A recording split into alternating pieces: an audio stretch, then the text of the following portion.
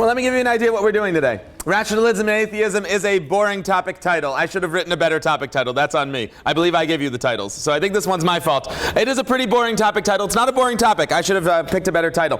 What we're going to look at today is we're going to address two big questions. Big question number one, what do we do when someone has what we call in our culture sveikus in emunah? That is, that they doubt the faith. They're not sure they believe in God anymore, Rahman al-Islam. They're not sure they believe in the truth of Torah. What do we do with that particular brand of Yetzer Hara? Is there a cure for it? Is there a response to it? What should a Jew do if they start to have such feelings? The general spiritual advice for someone who's having a spiritual malady, and the greatest spiritual malady that a Jew can have is doubting their own Judaism, given that Judaism is what we are. Is the Torah. So number one, we're going to address that. Number two, we're going to address rational arguments for the truth of God and the truth of Torah, and whether we resort to these, if we resort to these, which ones we use, how we explain them. There is an argument to be made that we don't do rational approaches to Judaism because Judaism is inherently not rationalistic. I think anybody who knows the Rambam would probably push back against that, but such a shita does exist. So we're going to look at the Rebbe shita and see, is the Rebbe comfortable with us using books like Mer Nevuchim, Guide for the Perplexed? Is the Rebbe comfortable with us using books like the Kuzari to explain rational approaches to Judaism?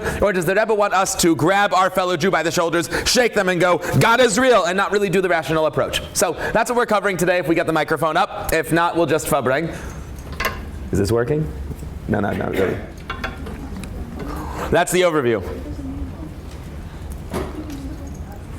I should probably just go, right, Rabbi? Yeah? All right. I mean, I like the feel. I like when my office is set up, you know? Somebody asked me one time, unrelated to our class, why it is that Hasidim seem to enjoy davening at tables. You know, nobody else likes this but Hasidim. Do you know this? You know, you go to normal shuls, not Hasidic shuls. We're not normal. You go anywhere else, they have chairs. And sometimes the chair, then maybe lean on the, you know, in the rabbi's shul, there's these fancy ones from Kibbutz Lavi where it leans out a little bit, you get a bit of a stender. But by Hasidim, if there is a table in a shul, and it can be a rickety folding table that's got a coffee spill all over it, if there's a table hiding in the corner somewhere, the Hasidim will crowd around the table and leave these beautiful chairs alone. Why do Hasidim like tables and not chairs? You've noticed this? It's a cultural phenomenon. We really like tables. I don't know if you've noticed this in your section, but men, we like tables. We do. Somebody asked me one time, one of these Q&As, why do Hasidic men specifically seem to like tables more than chairs when it comes to praying? And I have no idea. It's probably a cultural phenomenon. Maybe it's the feeling of a fabreng, and maybe it's just that we got more stuff, you know? We have like 2 pairs of tefillin and a siddur and a sefer chassidus. We want to spread out. But I proposed a theory. That's probably the reason, right? Probably the reason. But I proposed a theory anyway. My theory is this.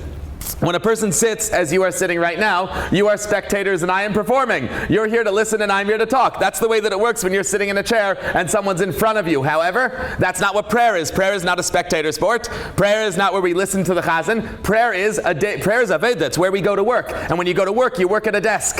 You don't work in the audience. So my theory is that the reason why Hasidim want to be sitting at a desk when they pray is because this is what I look like when I'm working, and this is what I look like when I'm listening. We don't come to shul to listen. We come to shul to work. So, my working theory.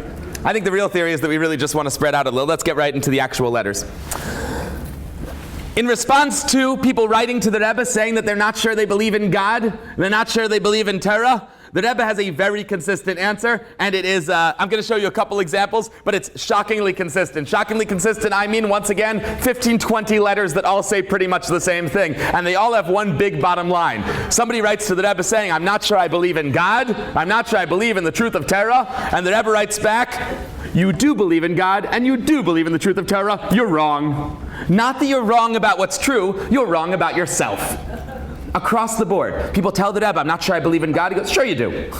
I'm not sure I believe in Torah. Sure you do. How do you get one over on the Rebbe? We'll read some of these inside, and you'll see the approach. But the approach generally, for me to say it outside first, is that every single Jew automatically believes in God. Every single Jew automatically believes in Torah. Every single Jew is inherently a nefesh elokis. Wow, that's way too loud. Every single Jew is inherently a godly soul. And if I have something in me that pushes back against what I am supposed to be, that's my Yetzer Hara, that's not me. So when a Jew says, I'm not sure I believe in God, what they should say is, I have a Yetzer Hara that is whispering in my ear that it's not sure it believes in God. How do I quiet it down? But by making it my identity, you miss the whole point of what a Jew is. A Jew is someone who inherently believes it's not just inherent, but inherited. Let's read one of these letters inside. This letter is from Chaf Beis Kislev Tavshin Chaf Aleph. That would be 1971. And the Rebbe writes, the holy books, and also 61, excuse me, thank you. Because that would be Lamed, 61. The holy books, and also the books of Chassidus, attest to the fact that every single Jew has complete faith in God, because every single Jew is called a son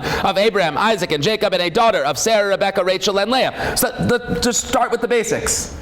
A Jew, according to our Torah, believes in God, and our Torah is true. So the Rebbe starts off by saying, you cannot convince me that a Jew doesn't believe in God, because the Torah tells me a Jew believes in God, and I believe in the Torah. Which means if we truly believe in the Torah, we don't believe that there's a possibility that a Jew could truly not believe in God. Atheism is impossible for a Jew. It can't be real. It can't be real. Otherwise, God forbid, the Torah's wrong. So my belief in God obligates me to say that every Jew believes in God. That's the Rebbe's opening line to someone who writes to him saying, I'm not sure I believe in God. Rebbe, I'm not sure I believe in God. Okay, well listen, my religion says you do.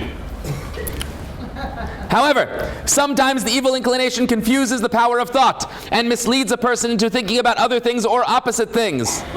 The Rebbe has clarified. Why do you think you have problems with faith? Because you have a Yetzer Hara. Most people have a Yetzer Hara, and that shouldn't surprise you terribly. Some people have a Yetzer Hara that tells them to eat non-kosher. Some people have a Yetzer Hara that tells them to violate Shabbos. And some people have a Yetzer Hara that tells them that God might not exist or that the Torah might not be true, but it's just a Yetzer Hara. Don't overthink it. People take some Yetzer Haras far too seriously. You'll get you'll get young Torah students who are frum and raised in frum homes. A lot of them have a stage like this. And a bacher will call me, a young Torah scholar will call me, and will say, Rabbi, I think I've caught the disease. I have doubts in faith. And I'll say back, oh, you have a Yetzer Hara. Let's not pathologize this. This isn't your first Yetzer Hara. It's not the first time your mind, the Nefesh HaBahamis, the animalistic soul that hides in the left side of your heart, has raised its voice and tried to pull you from the path of truth. Don't make it into a bigger deal than it is. People think this is a faith crisis. This isn't a faith crisis. This is a good old-fashioned Yetzer Hara that is really not any different than suddenly wanting to eat a good-tasting piece of treif. You smell good treif as you're walking down the street, and your mind goes, hey, I think I'd like to smell that. No one says, I might be a treif eater. No one says that. Somebody suddenly very badly wants to pull out their phone on Shabbos. No one goes, I might be a Shabbos violator. Rebbe, what do I do? You don't pathologize these things. I don't know why we pathologize this. That's what the Rebbe is saying. It's just another Yetzer Hara. Don't take it so seriously. You have voices in your head all the time telling you, do the wrong thing. This is just one of them. Don't make a big deal out of it.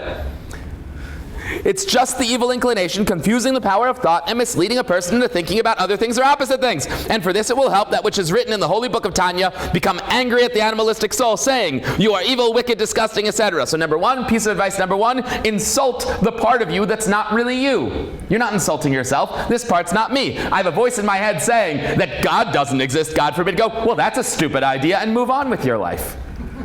Diminish it. Push back against it. It's not a big deal. And a further path in this that works even better is complete distraction. Hesach hadas. Remember that from yesterday or the day before? When the evil inclination comes with its seductions, respond, now is not the time for this, because we need to learn Torah and do mitzvahs and daven. Second of all, do something else. Change your focus. Remember, what the best tool you have against the Yetzer Hara is distraction. Tell it, sure, we'll get to your problem in like 5 minutes, but I've got something to do. And then 5 minutes later, I've got something to do. And then 5 minutes later, I've got something to do. Throw yourself into doing the right thing and don't overthink it. You have people who say, suddenly some doubts have crept into my mind. And now I'm not sure I can daven or learn. That's why the Yetzer Hara sent you those doubts, obviously. Don't give in. Do the right thing anyway until it passes, like every Yetzer Hara. This is really the overarching theme in the Rebbe's letters on doubts and faith. Don't make it special. It's not special. It's just another Yetzer Hara. And you know how to deal with the Yetzer Hara. The whole Sefer Tanya Kadisha is essentially written on how to say no to your Yetzer Hara. That's one of the theses of the book. We're very well prepared for how to handle this. Also, since you're having a challenge, and the Rebbe has the same approach to just about every challenge as a standard approach, separate some coins for tzedakah every weekday before you daven, carefully study the daily Chumash, Tehillim, and Tanya that are known, and most importantly, be diligent in the schedule of the yeshiva, and even a little light will push away much darkness. Says the Rebbe, do the right thing, keep your head down, be a good Jew, you have a Yetzer Hara, grow up, so does everybody. That is our approach to faith problems. We make too big a deal out of them. I could show you, literally, one of my podcasts is the Rebbe Letters podcast, where we collect a lot of letters that all have the same shitta. I could literally show you, and if you'd like to, you can look it up on my podcast, something like 20 letters that all say this. It's incredible. This answer is so consistent, it's almost cut and pasted to people who have doubts in their faith. So this is very much the Rebbe's position. And it's the position that honestly makes the most sense. It really does make the most sense. Did people ever write back to tell the Rebbe that it helped? Generally speaking, the question was, does anybody ever write back to tell the Rebbe that it helped? I wouldn't. For number one, I wouldn't know, because we don't collect the Rebbe's responses. Number two, generally speaking, people do not write good news to the Rebbe. They never do. The Rebbe complains about it again and again, and as a matter of fact, I have a whole Igra shir on the podcast just about the Rebbe complaining people don't write him good news. So usually, some people write to the Rebbe saying, God forbid, their relative is very sick. The Rebbe will say, Refuah Shlema Azkar al Tzion, I'll mention it by the Tzion. They'll get better, and they'll never write to the Rebbe saying they got better. This is just, the Rebbe complains about this very openly in many, many letters, saying, I really wish you'd send good news as well. So do send the Rebbe good news. People should be writing to the Rebbe nowadays as well. When you write good news. Don't just write bad news. Yeah? Just quickly, atheists would say that there is no such thing as a Yetzer Hara. That's true, they would, and they'd be wrong. See, the Rebbe has a real, I don't mean to be flippant. I'm only being flippant because the Rebbe is so flippant on this topic. When the Rebbe does not entertain the possibility that there might not be a God, right? So you're talking to the Rebbe. The Rebbe is saying, I know God, I meet him all the time, right? A self-actualized Jew recognizes the existence of God in the world in a very visible way. So to the Rebbe who's writing, and of course to us, as Yidden who right now might not have this Yetzer Hara, hopefully most of us aren't suffering from it right now, it's very clear that Torah is true and Hashem is true and that all of this is real. Once you know the truth of that, it's silly to say anything else. Meaning the flippancy, we're not trying to win an argument, we're clarifying the truth. These are not going to win any debates. You're right. This is not an argument that out-debates an atheist. The Rebbe's not out-debating an atheist. He's looking at a Jew and going, you're wrong about yourself. Grow up. Be mature. Don't be a child. A child turns a Yetzer Hara into an identity crisis. An adult doesn't do that. An adult knows that intrusive thoughts don't define them, right? It takes a very small child to believe an intrusive thought is what I am. You'd have to be childish. It's immature. A grown-up knows intrusive thoughts should be pushed away. You know what I mean by intrusive thoughts? It's a word used at least in psychology in America. Apparently most people at some point in time have the intrusive thought that they should do something that would get them killed. Not because they're having suicidal ideation, God forbid, or even because they want to hurt themselves. Just randomly the brain sometimes tells you, do something self-destructive, and then you immediately say no. Like you're walking along a highway and the brain goes, hey, wouldn't it be fun to crowd surf into traffic? And it's not like, this is not the same as suicidal ideation. It's not the same as self-harm. Part of the human condition, maybe you've experienced this before, is that even healthy people who don't want to hurt themselves at all, every now and then have a ridiculous idea pop in their head that they immediately say no to. That's not what I am. Wouldn't it be sick if someone decided, actually what I am is someone who wants to run into traffic. This is who I am. I'm going to have a struggle with this forever. It's changed now. I am the traffic jumper. That's a disease. So the Rebbe says, this is just a thought. It is a silly little thought that popped into your head. You're a Jew. You know there's a God. You're a child of Yitzchak and Yaakov. The Torah guarantees it. So you have an intrusive thought. So you push it away like an adult. You don't run into traffic like a child. Right? So the Rebbe is, the reason why I'm being dismissive is because I'm teaching a class on the Rebbe Shita, and on this point, the Rebbe is very dismissive. The Rebbe is incredibly dismissive of the idea that somebody could truly have steikus and emunah. They have a Yetzer Hara, and Yetzer Haras are hard. I don't mean to be dismissive on that front. The Yetzer Hara is very difficult. The Nefesh HaBahamis is very difficult. Beating your worst habits is the challenge of being alive. There, you'll get a lot of sensitivity from the Rebbe, just not when you make it an ideology. So if you write to the Rebbe and say, my Yetzer Hara is really bothering me, it won't leave me alone. I keep having this in my head and I want to get rid of it. I know it's not me, but my Yetzer Hara is bothering me. The Rebbe will give a lot of sensitivity in that answer. But if you write, I am the problem, the Rebbe goes, how dare you speak that way about yourself? You're not the problem, you have a Yetzer Hara. So he's very dismissive of the claim that an urge is an identity. If you talk to the Rebbe about an urge, he has a lot to tell you. As we'll see in some later letters, if I ever get to them. I'm taking my time on letter number 1. But as we'll see in these other letters, when people write to the Rebbe a little differently and say, I know the truth, I know I have an nefesh elikis, I know what's right, but I'm struggling with the Yetzer Hara, the Rebbe has very specific advice and real lengthy advice, and really, he plays with the discussion. Here, he's not even willing to entertain it. Don't tell the Rebbe you have a faith problem. You have a Yetzer Hara. Okay. I do want to show you, yes? I just want to say I learned with some of the community that one of the previous Rebbes, I keep forgetting which one, said to an atheist, the God you don't believe in, I also don't believe in. It's a good answer. It's a good answer. I've used that many times. Maybe I think we might get around to something like that when we do the rational answers. Absolutely, yes. And I guess that's the case, right? I mean, I could play with it. Okay, I want to continue. These are a lot quicker. Just want to show you some. The Rebbe does have a few letters where he mentions risk factors for doubt in faith, the sort of things that can create this Yetzer Hara. Since we just saw a quote from our Holy Torah, the Rebbe quotes the idea that's in the Talmud and in the Torah that it is impossible for a Jew not to believe in God. That would mean that this is not one of our natural Yetzer Haras. The Jewish people have natural Yetzer Haras, ones that God implanted us with. We naturally have urges for certain negative things, and some of them are mentioned in the Torah specifically as things that the Jewish people are drawn toward and have to say no to. This isn't one of them. This isn't one of our natural Yetzer Haras. It's not natural for a Jew to doubt the existence of God because a Jew has a literal piece of God inside them. So given that this is an unnatural Yetzer Hara, it comes from outside. And since it comes from outside, we can figure out what started it and sometimes nip it in the bud. So the Rebbe says back, there are some risk factors. That which I have instructed the young man regarding chalav akum, this would be milk that is not labeled as chalav Yisrael, is based on a story that has been printed regarding the previous Rebbe. Namely, that chalav akum raises doubts in faith. One of the major risk factors in Kabbalah, in Chassidus, is a very old idea that in theory really goes all the way back to the Torah itself, where Moshe Rabbeinu refused to drink from the milk of a non-Jewish woman because one day his mouth would be speaking to God Almighty. It's brought this way in Shulchan Aruch as well, that specifically when it comes to milk, as opposed to any other non-kosher product, there's a specific faith problem with milk, that when people drink milk that is not adequately kosher, milk specifically draws a person away from the faith, that it's a new Yetzer Hara that gets introduced into the body. So this is a very old idea. It's codified in Shulchan Aruch in the Code of Jewish Law. It's mentioned in many Hasidic stories, including the one that the Rebbe is referencing here, that not being careful with the quality, the kosher quality of the milk we drink is uniquely able to create a faith problem for a Jew. So namely, chalav akum raises doubts in faith. Among that which I told him, if in all times we need to be careful with this, as is simple and understood, certainly this applies more to young Americans, and specifically those who study in schools that mix good and evil. This is, I brought this because it's a really cool ending right there. What the Rebbe is saying here is, you might have thought that in yeshivas they definitely need to have chalav Yisrael milk at the highest standard. This is a yeshiva. We have to have a high standard. We have to be the vanguard, yes? You would imagine in a seminary, you got to be the vanguard for kashrus. The kashrus needs to be of the highest standard. But if in the schools where they learn Torah in the morning and secular in the afternoon, and where a lot of the kids are a little bit less frum and the families are a little bit more lenient in certain areas, that would be a place not to push chalav Yisrael specifically. Says the Rebbe, you need it more in those schools than you do in the really, really frum schools. If people are learning Torah all day, they're unlikely to be exposed to the Yetzer Hara of atheism. If people are learning secular studies in the afternoon, they are frequently during the day studying ideas that can begin to make them question the faith. If their milk isn't kosher, they are at a complete disadvantage. Meaning people who study secular subjects, and I will expand this to people who work in the secular world, need to be more careful about kashrus than those people who dwell in the tent of Torah. People who are always surrounded by Torah and goodness, they do not have the same challenges as people who are out there, self-included. Those of us who are out there in the world, working in the world, interacting with science, interacting with rationalism, interacting with people who don't always reflect the holy values that God has taught us, we need to be extra careful about our milk, because milk is the gateway for doubts in faith, as is those experiences. So the Rebbe is saying here, especially in schools where they teach secular subjects, you really got to watch the milk. Now I think that's counterintuitive. I think a lot of people would have said it the other way.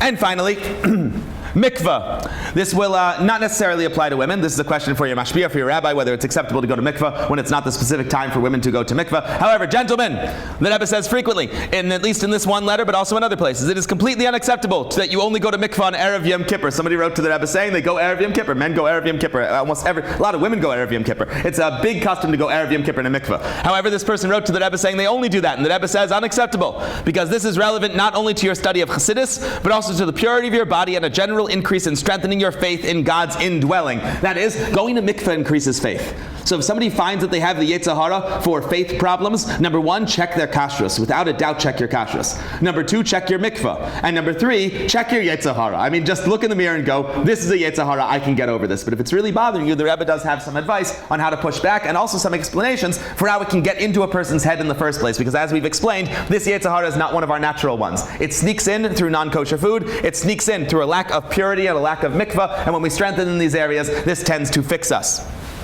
Okay.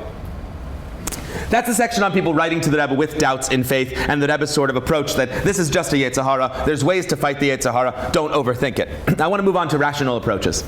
And here I want to begin by telling you that it's not completely clear to me, at least it wasn't until I found some of these letters in Sichas, that the rational approach is even a thing that we do. Given that so many letters from the Rebbe where people say, I'm not sure I believe in God, God forbid, the Rebbe responds, sure you do. Buck up. You would think maybe that we don't even deal with the many, many rational approaches in our literature. There are many, many rational, logical reasons why we believe in Torah and God. They've been written down many, many times, going all the way back. Really, this became a big deal around the year 1000, and especially in Spain from the year 1000 until around the year 1400, 1492. This was the major output of Spain. The major outputs of Spain, Spanish Jewry, was essentially poetry and the Siddur on one hand, and rational approaches to faith on the other. Your classic books such as the Kuzari, your classic books such as the Mer Nevuchim, Menachem, written by Rambam, who was 5 years old when he left Spain. This was one of the legacies of Sephardic Jewry, was the rational approaches to faith, where we can show, using logic and rationalism, that God is real and Torah is real and all the other religions are wrong and that we're right. We can prove it.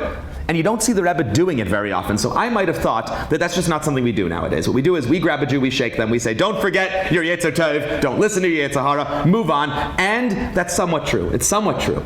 The Rebbe is hesitant to use the rational approaches. And if we have time later, I'll bring with you, maybe at the very end, why the Rebbe is so hesitant to use the rational approaches. The main reason, which I will reveal right now, that the Rebbe is so hesitant to use rational approaches is that the rules of logic dictate that if there is a logical argument made, there is always a counter-argument, otherwise it is not logical. Meaning any rational argument by design has a counter-argument. Which means that at the end of the day, you could end up debating back and forth and never finding the truth. Whereas the truth of Hashem that's inside you already is clear and direct and has no counter-argument. The only thing that has no counter-argument in classical philosophy is I think, therefore I am. If I am a piece of God, there is no counter-argument. Meaning the only thing the Yetzer Hara really can't fight against is the fact that I'm expressing myself when I express the truth of Torah and mitzvahs. If I use rational arguments, I'm really a sitting duck for a smarter rational argument. But we'll get into that later if we have time, with God's help.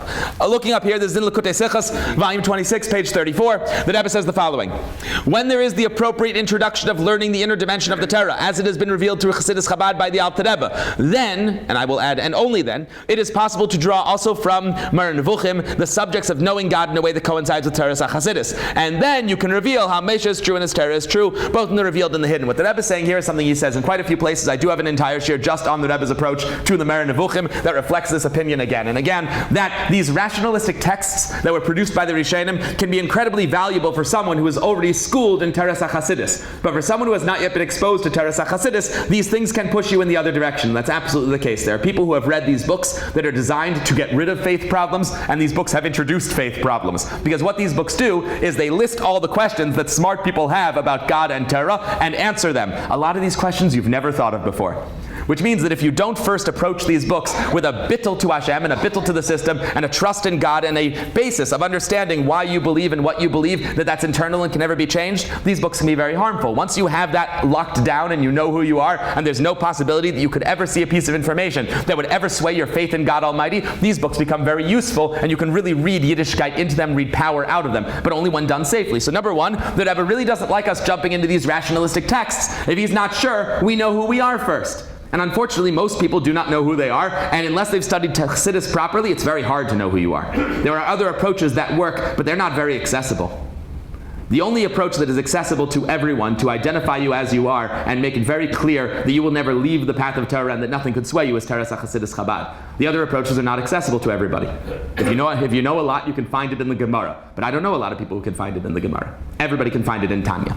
So the Rebbe says, first of all, I'm not comfortable with people doing this unless they have a proper introduction. Second of all, I want to show you, this is a Negras Kodesh. I threw this one in just this morning, so it's ugly. I kept the middle bar. I hope you'll forgive the ugliness, but I wanted to show you this as well. I translated it again this morning, so maybe the translation's bad. I was writing really quickly while the rabbi was saying, run to the other room, you got to get your wheat bix before the shir starts, and I was typing furiously, but I wanted to get you this piece. The Rebbe says in this letter, even though the truth of the matter is that our Torah and our religion do not require proofs from the outside, because it is revealed and known that the Torah is the fundamental life force of every Jew. There we go, everything Jew. Every Jew, and any action to the contrary undermines the foundation of the survival of our nation, both the individual and the group. The Rebbe starts off by saying, Torah is kihem chayinu v'rech yamenu. We know intrinsically that when we keep Torah, the Jews survive. When, God forbid, we don't, the Jews die. That's not just the general, that's the individual. My life hinges on my belief in Torah, and my life hinges on my observance of Torah. If I want to know whether Torah is true, all I have to do is, God forbid, stop doing it for 5 minutes and watch my life go down the tubes. If I want to know the truth of Torah, look at what happens in Jewish history when Jews keep it and when they don't. It's my entire existence. So a Jew doesn't need proof. A Jew's life is proof of Torah. So the Rebbe says we absolutely don't need these things, but nonetheless, there are some people from some groups that for various reasons, that is the literal translation of how the Rebbe writes it. Some people from some groups for various reasons still require proof from outside perspectives. Some people, they like the rationalism and they like the logic even though it is so clearly known. They want this. They either want our history or archaeology or similar. And since saving one soul is akin to saving an entire world, it is certainly appropriate to influence some of our Jewish siblings in this way, raising them up in the direction of truth. Meaning, if a Jew comes to us and says, I'd be a better Jew if you could show me the archaeological proof, show them the archaeological proof. If they say, I'd be a better Jew if you could prove God from history, prove God from history. If they say, I'd be a better Jew if you use the rational arguments of the Kuzari, bring out the rational arguments if they insist. No Jew needs this. It's not what makes us what we are. But if you insist, absolutely. And since some people insist, that's what we're going to do with the rest of our time. We're going to look at the Rebbe's rational approaches, which he does write in some letters.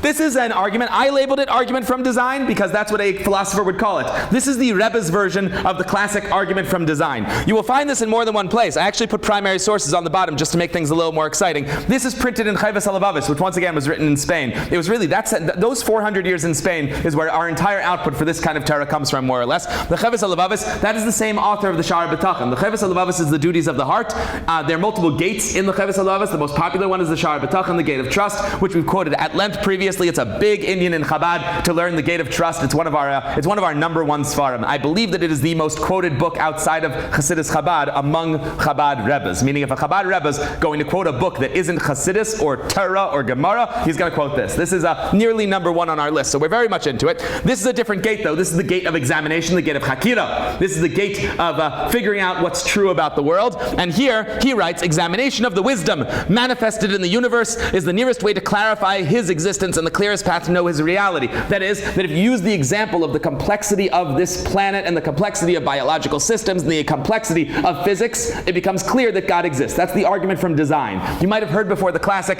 this world couldn't have been made by itself, it's too complex. That's called the argument from design. The Yechiel makes it, and the Rebbe has a version of it in a letter right here. So I wanted to show you it in the Rebbe's words, because that's what we're doing, right? And what we're doing in this first class is seeing things through the Rebbe's eyes. So this is a letter written from the 4th of Nisan in the year 1955, and the Rebbe writes, it is understood and simple that we also know the existence of God is real in affirmative knowledge. This person had written to the Rebbe asking, is it the case that I can only know that God is real by ruling out the alternative, or can I actively know God using affirmative knowledge? And the Rebbe goes, no, you can do it with affirmative knowledge. And the proof for this is, number one, as when we see a book printed with hundreds of pages, it's simple in the eyes of the viewer that there was a printing house that arranged all of those letters in a way that explains subjects intellectually, etc., and not that ink spilled by chance, and that these drops of ink organize themselves on hundreds of pages into shapes of letters that explain many things. I think we know that you have to write a book yourself. There's the classic monkeys on a typewriter creating Shakespeare, but it's a ridiculous argument. If I see a book and it's written not just letters, but the letters are forming into words, and the words into sentences, and it explains a topic, I know that there's somebody organizing this. There's a printing house. The Rebbe says that's a bad example because there are better examples. The same applies, except many times more so, when you see a piece of wood or stone or the like, and you know based on this that it contains not hundreds or thousands, but billions and billions of atoms all organized in a wondrous way, fitting, established, and extremely precise laws, as explained in the duties of the heart, the source I showed you before. The more science a person studies, and I'm not advocating going to college and studying science unless you plan on using it for your job, but I will tell you from personal experience, the more you know about the world, the more it becomes obvious that this is not a world that could happen spontaneously. And as a matter of fact, most scientists agree with this too. Consistent surveys have shown again and again that when scientists are asked, do you believe in God as the original designer of the universe, the majority, something like 60% in most cultures, tend to say yes. They just don't think he's still around. Now that is a very convenient thing to believe because it solves scientific problems and gets rid of any personal obligations, right? If God made the world and left, then I don't have a scientific problem and I don't have to do anything. You can tell why the Yetzer Hara loves this argument, Azav Hashem es haaretz. It's the original heresy. The original heresy is God made the world and left, and the reason why is it's the most appealing heresy. The most appealing heresy is that I can't explain, no one can explain how a world this complex could have come into being without God. So sure, he was here, but he doesn't care if I'm rotten to other people. That's everybody's favorite heresy. The Yetzer Hara loves that argument. So this is an argument that many scientists would make as well. The more you see the complexity of the universe, especially I work in biology, the more you see the complexity of biological systems, especially how everything has to work exactly in a certain way and the controls that are in place, it's too good to have been made by random chance. And I'll say it a little bit differently, because the Rebbe says it this way in other places. So to say it a little bit differently, it requires a much greater leap of faith to believe that this happens spontaneously than it does to believe in a man in the sky arranging it. And obviously God's not a man in the sky. But even if you want to minimize God to being the most cartoonish version of God you can imagine, that still is less of a leap of faith than telling me this stuff happens spontaneously. It requires incredible faith to believe that the world can spontaneously organize like this. So this is the argument from design in the Rebbe's words. He says, number 2, the same way a person knows of the existence of souls by seeing animals and living things and the like, a person can recognize that God exists. And what he's saying here, he says it in only one sentence, so I have to expand it a little. What he means is that the same way that you know that there's some unseen force that's animating biology, you understand that there's some unseen force animating the planet, that God is the soul of existence. But that's a second argument that I didn't even really want to bring. I just needed to translate the whole section of the letter. That's what we have right up there. So we have the Rebbe's version of the argument from design, which is, once again, he quotes the Chovos HaLevavos, and this is the part of the Chovos HaLevavos that he's almost certainly quoting.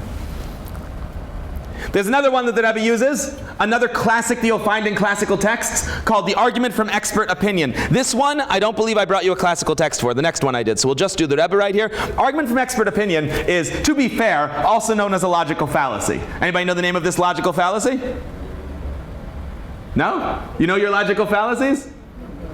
Study logical fallacies. They're a lot of fun. Do it in the bathroom, in your spare time when you're not learning Torah, of course. This is a logical fallacy. This is called the appeal to authority.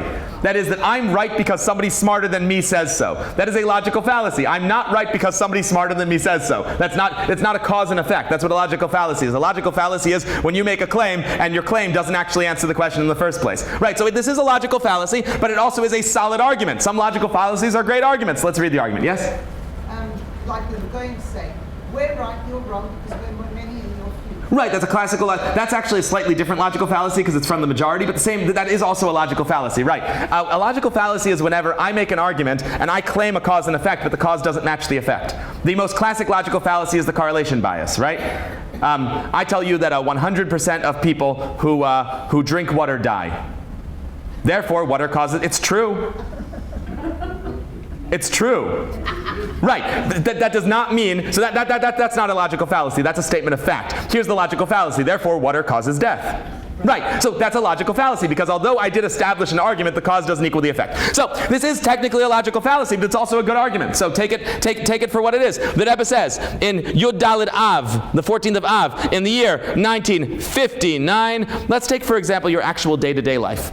In the vast majority of instances, when you decide on a course of action, this was originally written in English, by the way, even one that requires I think, because based on the fact that I didn't give you the Hebrew, I suspect this is one that I pulled from English. Even one that requires an expenditure of much energy or money, you don't demand of yourself 100% certainty that the hoped-for results will happen. Rather, you rely on the opinion of others. This is not exactly the fallacy argument where a person's relying on a authority. The Rebbe is saying this. Look at your life. You don't demand absolute knowledge of anything, otherwise you'd be paralyzed. You'd be unable to move.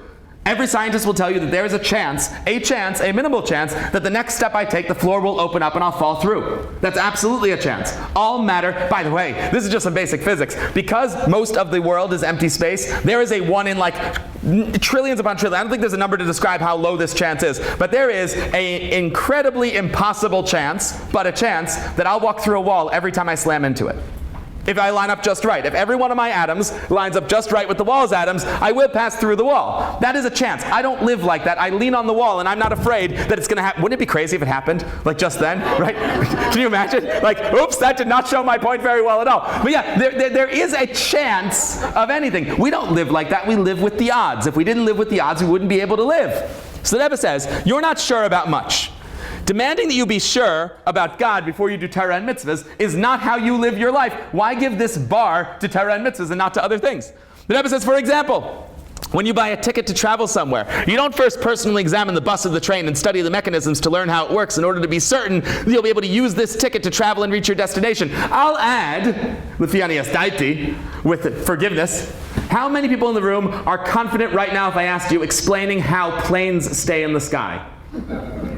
How many of you have flown on a plane? Okay, right? That's his point. That's his point. We definitely do rely on expertise of others in our lives constantly. We do not demand complete knowledge of things. We like to know how things work, perhaps, but nobody says, I'm not getting on a plane until I know aerodynamics. It's not what people do.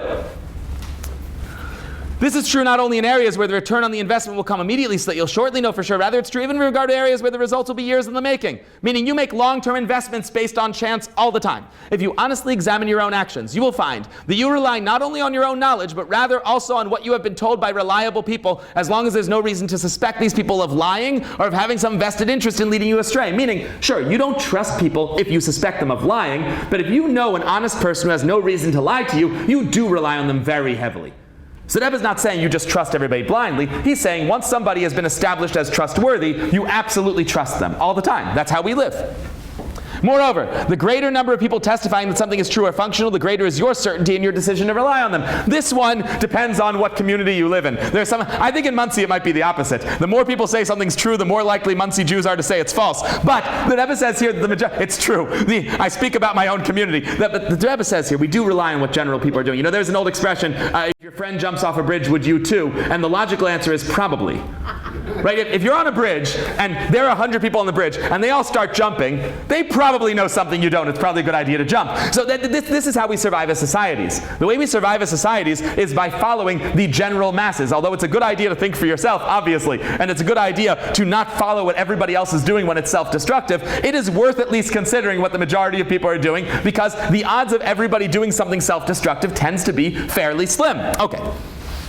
Furthermore, even in life and death issues, such as a serious operation, may God protect us, you rely on the surgeon. How many people here have been under anesthesia and had a surgeon do surgery on them? Well, you were out cold and they had a knife and you literally signed a paper saying they were allowed to cut you open. That's a lot of trust in a human. And by the way, a lot of trust in a human that is not necessarily inherently trustworthy. My microphone fell off. I'm into doctors. I work with doctors. My father's a doctor. A lot of my relatives are doctors. I think doctors are generally trustworthy people, with very few exceptions. I think it's a field that actually draws trustworthiness more than some other fields. So I think as far as medicine goes, it's one of the better ones when it comes to honesty.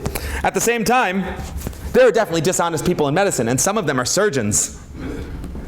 And we go under their knife, trusting the system, trusting them. So the Rebbe says, you'd be surprised, people say, I'm critical of everything. I ask questions. They act like real intellectuals. Yes, thank you very much. They act like real intellectuals. You go, I'm not the kind of person who would just go into Torah and mitzvahs without being clear that this is real. And the Rebbe goes, no, of course you are. Of course you're the kind of person who would go into Torah and mitzvahs not sure this is real. You go into everything not sure it's real. You go to a surgeon, you get on an airplane, you buy a ticket, you make investments. You act all the time like this. Why is Torah special? I know why Torah is special. Remember? The Yetzer Hara. That's why Torah is special. The Yetzer Hara demands a burden of proof that we don't put on anything.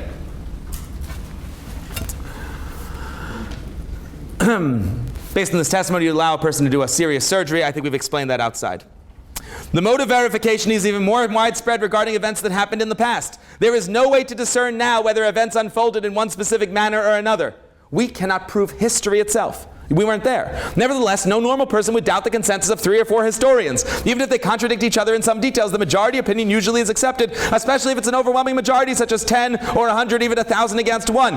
Anything that happened in history, we're relying on expert consensus and on passing down information. We don't see most things firsthand. So that was original argument, and then this same letter continues into a second argument. But argument number 1 is that we do not demand this burden of proof for anything besides Torah and mitzvahs. People go, I want to be certain before I do mitzvahs. I want to be certain before I dedicate my life to God. I want to be certain about Judaism. We don't demand certainty in any part of our lives. Why should Torah be the exception? We risk our lives all the time because we don't demand certainty. That's argument number 1. And that is the argument from expert opinion.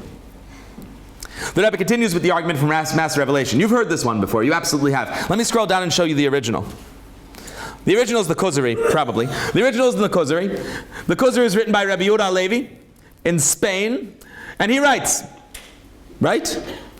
Yeah, regarding all that is the Torah and all the books of the children of Israel, there can be no doubt as to their veracity. We are certain of the truth of Torah because of their publicity, their permanence, and their revelation before a vast multitude. Everybody received the Torah at Mount Sinai. It was a big, it's called the argument from Master Revelation. It's a big one. We are the only world religion. Lahavdil, of course, the other ones are ridiculous and made up. Ours is real, but I'll call us a world religion for the purposes of speaking English properly. We are the only world religion, Lahavdil, that claims that 600,000 men of fighting age, so 1.5 million people, were all at the foot of a mountain and heard God talk. We're the only ones who make any kind of a claim like that.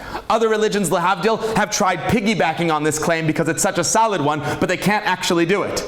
The Christians, they have a video going around, a couple videos going around, claiming mass revelation. It's not in their texts anyway, though. When they say mass revelation, they mean like, listen, 5 of us heard this, 10 of us heard this. Not 1.5 million. Our claim is that every single family was there, and you can ask your father and your mother, and they'll tell you that their father and mother said that their father and mother said that, not that they heard, that they saw. That every single Jew can trace themselves back to somebody who actually saw. That is a claim exclusive to Judaism. In other religions, lahavdil, they can trace themselves back to someone who heard from someone who saw. And that's just not the same just not the same proof.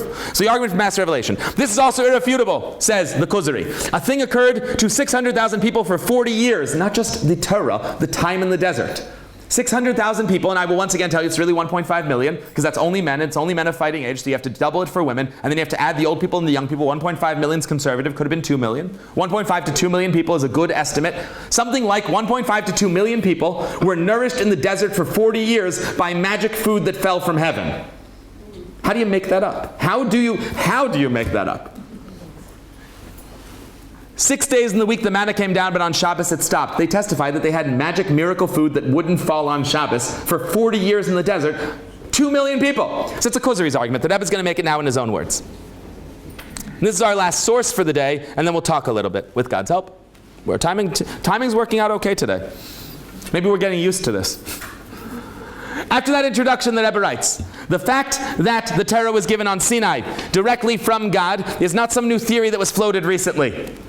This isn't a new religion. We heard about it from our parents, and our parents heard it from their parents, etc., all the way back, from generation to generation. In each and every generation was transmitted in the exact same version by hundreds of thousands of people from the broadest possible range of backgrounds, all repeating it exactly the same way. From the time of the giving of the Torah, there was never a time or place where the tradition changed. This is wild. The Ashkenazi communities more or less did not know of. They knew of by reputation, but they didn't speak to. They had no contact with the Yemenite community for something like 2,000 years. Literally for something like 2,000 years, at least 1,000. For at least 1,000 years, Ashkenaz and Yemen did not speak. There were no major exchanges of ideas. Rambam reached out to Yemen. There's a Geras Teiman. And some of the Sephardic leaders did. And since those Sephardic leaders reached out and also reached out to Ashkenaz, there was a little bit of cross-pollination, but not much. There are definitely communities, Yemen might not be the best example, but this is one that comes to my head, where they were cut off from the vast majority of the rest of world Jewry for a millennium. Millennium, at least for 1,000 years. Maybe closer to 2,000 years. The Yemenites show up, we all meet again around the 1940s as we all return to our Holy Land. And as we return to our Holy Land, we meet the Yemenites, we pop open their tefillin, same tefillin. We ask them how they keep Shabbos, same Shabbos. We ask them how they keep kashrus, same kashrus. We ask them for their Sifrei Torah, same letters, same words, down to the letter. No differences. The Jewish people have faithfully transmitted this Torah with all of its mitzvahs and with all of its actual ways of living without making any mistakes. And we can prove it because we met up with different cultures later and we all have the same thing for thousands and thousands of years. This is not a new Torah. This is a Torah that we all heard at Sinai, that we have been passing down faithfully, and that when we compare notes has remained the same 3,500 years later. This is a new kind of mass revelation. I don't want to edit the Rebbe, but I want to edit how we're talking a little bit. Did I cut something? Hang on a second. Yeah, it goes all the way back to the very generation. The children of Israel entered the land of Israel, Yeshua, heard it from their parents, left Egypt, etc. I want to read this paragraph and then tell you what the Rebbe is saying, because he's adding something to the Kuzari. The Rebbe is adding something to the Kuzari argument that makes it stronger. The Rebbe continues. Obviously, if this story was a rumor that had started suddenly in one of the generations since, there could be no way that hundreds of thousands of people would all conspire to disseminate this rumor simultaneously. Namely, that there had been a giving of the Torah. Certainly someone would have objected. What's this new idea we never heard of before? One may expand considerably on this line of reasoning, which is, as mentioned, many times stronger than all of the hearsay evidence upon which you rely concerning events of even 10 or 20 years ago. The Rebbe says, whatever you think you know about history is hearsay compared to how faithfully we have transmitted our history. And I mean even recent history. If I was talking to a room of Americans, I would say, everything you've read about George Washington has been less faithfully transmitted than the Torah by fewer people who had fewer first-hand evidence and have done it less reliably. So everything we believe is less reliable than this. The Rebbe is adding something. That's the Kuzari's argument. The Rebbe is adding something up there that makes the Kuzari's argument so much stronger. The argument isn't just that you can't fool people with mass revelation. Because maybe you can, right? Put on a light show, yeah? Get 2 million people by a mountain, and then have them all, put on a show for them, make a miracle. Maybe 200,000 people, maybe 1 million people can. That's not the argument, says the Rebbe. It's a deeper argument. When in world history would you introduce this lie in a way that would work? I mean, at what point in world history could you say, hey, newsflash, we're going to start telling our kids starting now that we all saw the Torah at Sinai, 1,000 years ago. Obviously, everybody would push back, no, we didn't. How do you introduce a societal level lie anywhere in history? You can't. You can't introduce a societal level lie in the middle of history. It doesn't work. Christians and Muslims did, didn't they? But that's the thing, they didn't introduce a societal level lie. In the middle of history, they said, 10 people saw this, and we believe those 10 people. To introduce a lie, to go to every single Jew in the world and say, your parents and grandparents saw this, you just don't remember. Where do you put that in world history? As the Rebbe said, let's leave it as a question for now. We can address it after if you don't mind. But this is the Rebbe's point that he says it's taking the Kuzari and making it a little stronger. The Kuzari uses the argument of mass revelation. The Rebbe says, what's the strength of the argument of mass revelation? The strength of the argument of mass revelation is that since everybody was part of it and everybody saw it, there's nowhere in history to insert a lie that you saw it. Yes? The spread of Christianity and Islam was always through coercion. That too. That's a fair point. It was always through coercion, the spread of Christianity and Islam. But also theologically, they never had to make the claim, they never had to rewrite history. They pop in and say, God has changed his mind, and he told the 5 of us, or the 10 of us, or the 100 of us, everybody else listened, and everybody else either agreed to listen or were forced to listen. Where do you introduce this lie? God forbid, obviously. But if this is a lie, practically speaking, where do you do it? What, 2,000 years ago? Huh? Right. We can't convince Jews of things that definitely happened. I mean, seriously. I was downstairs today and we had a legitimate argument at the table whether the moon landing happened. I'm not taking a side because I don't want any of you to hate me. I'm just saying, if we can argue over that, we can argue over anything, right? I mean, where in Jewish history do you introduce this lie? Is the Rebbe's sort of question on the Kuzari. Because the Kuzari is saying mass revelation, which is great. The Rebbe is adding the power of mass revelation is that if everybody is claiming that everybody was there, there's nowhere to insert the lie in world history. That's the power of mass revelation. The Kuzari implies this, but the Rebbe brings it to the surface in a very nice way, I think. You might contend that the Christians and the Muslims also number in the millions and also preserve their traditions. And by the way, that's true. Less with the Christians, more with the Muslims, but they've done a pretty good job of preserving their traditions. I will add, although the Rebbe doesn't say it, that these are baby religions. They've been around they're a flash in the pan. They've barely been around. Islam's barely been around 1,000 years. Come back when you've been doing this for 3,500 years and we can talk about the ability to keep a tradition alive across cultures and times. 1,000 years is nothing. Flash in the pan. Christianity, 2,000 years. A joke. We've been at this for 3,500 years since Sinai and change. Honestly, they have very little to tell us about keeping something alive long term. But they have been doing it for a while. 1,000 years isn't nothing, so I'm going to let the Rebbe talk. 1,000 years isn't nothing, but between me and you, 1,000 years is nothing. Behind the eyes of every Jew is 3,500 years of never changing anything the way we do things. Every other religion is a joke. But, however, this poses no challenge at all. Since, as mentioned, there is a basic difference. The Christian tradition ultimately narrows down to one person, the Apostle Saul, or at most 10 or 12 apostles who claim that they heard from someone else. They themselves do not claim to have been privy to this prophecy. In other words, it ultimately is narrowed down to one mortal person who may have made a mistake or change, whether accidentally or purposely. The same is true of the Muslims. The origin of their faith is Muhammad, returning from the desert and claiming he had seen a prophecy. It all comes down to trusting someone. The Jews don't trust anyone. Trust me. We do not tell Jews, trust us. We tell Jews, you were all there. And anybody who wants to say, no, I wasn't, is welcome to speak up. No one has for 3,500 years. That's quite an argument. And it is one of the oldest arguments. It's one of the original arguments. And obviously, I brought you down here. This is the argument in the Kuzari as well. I have a minute, so I can show you some slides.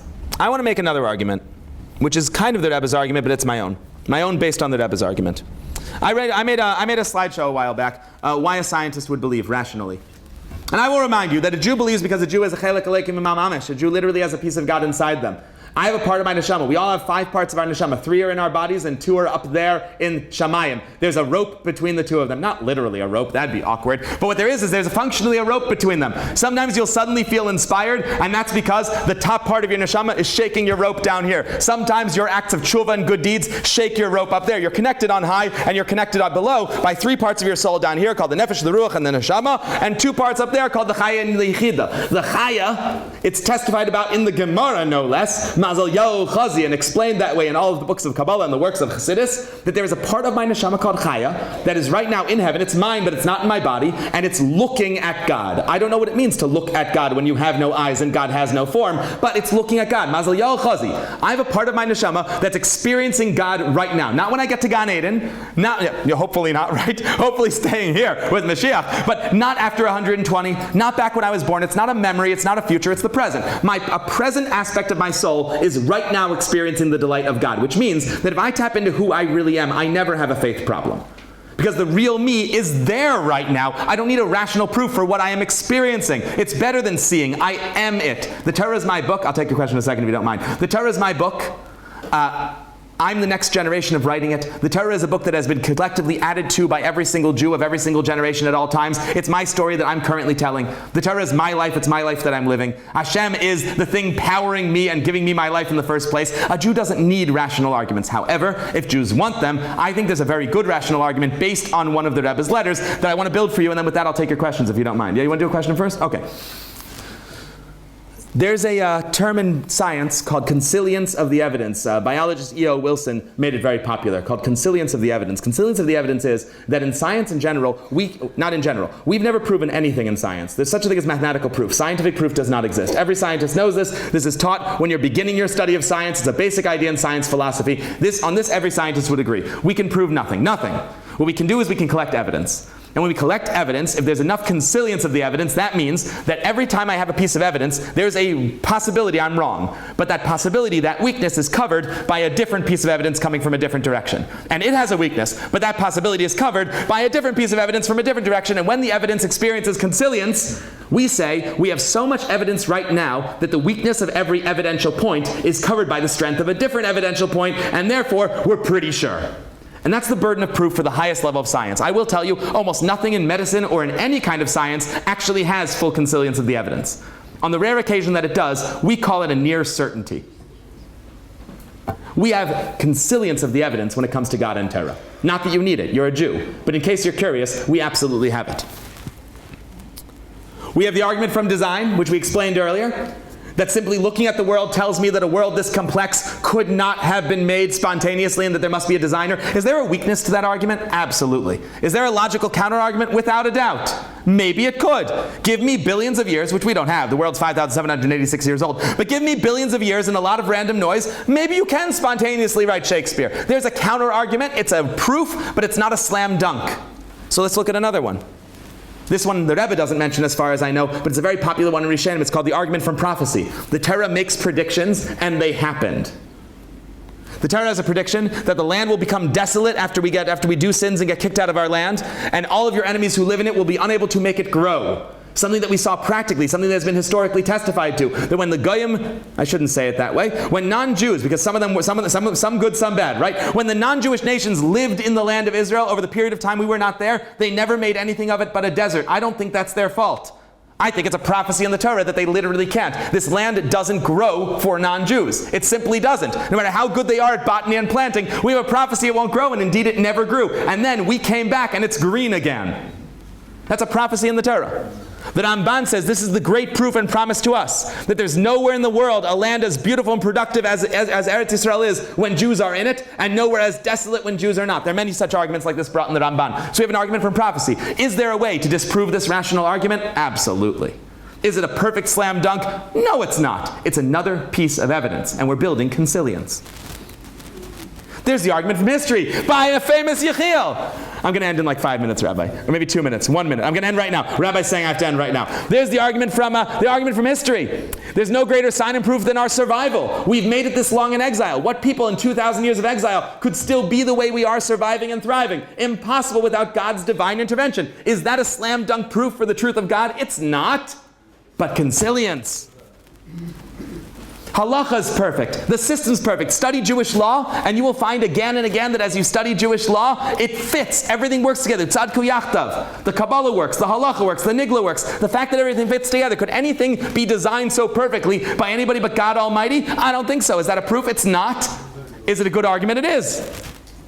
The Rebbe had the argument from expert opinion. Trust rabbis. Trust the Rebbe. Trust tzaddikim. How many righteous people have told us the Torah is true? Do we really consider them less reliable than the pilot flying our plane or the surgeon holding our knife? I don't think we do. Slam dunk argument? No. Logical fallacy? Maybe. Consilience? Possibly. Mass revelation. We saw this inside from the Rebbe. The Kuzari. Where in history do you institute this lie? Perfect argument? No. Consilience? Fantastic. You put it all together, and you end up with an argument so much stronger than anything we believe.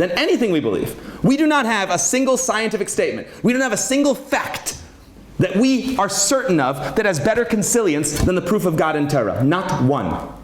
It demands suspension of disbelief to have questions about our faith. That's it. Thank you all very much.